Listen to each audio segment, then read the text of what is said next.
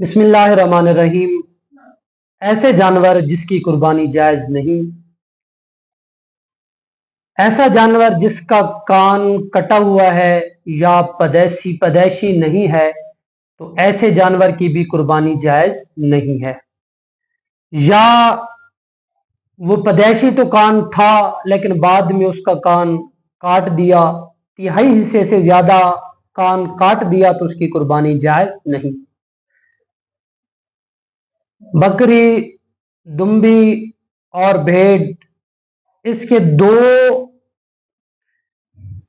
थनों में से एक थन जाया हो गया हो या खुश्क हो गया हो, तो ऐसे जानवर की भी कुर्बानी जायज नहीं।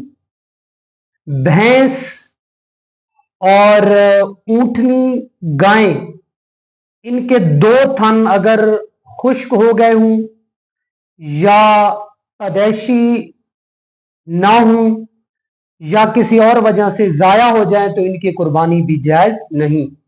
लेकिन इन जानवर ऊंटनी, भैंस और गाय का अगर एक थन खुश्क हो गया है या जाया हो गया है या शुरू से नहीं था, अगर एक थन नहीं है, तो उसकी कुर्बानी जायज है।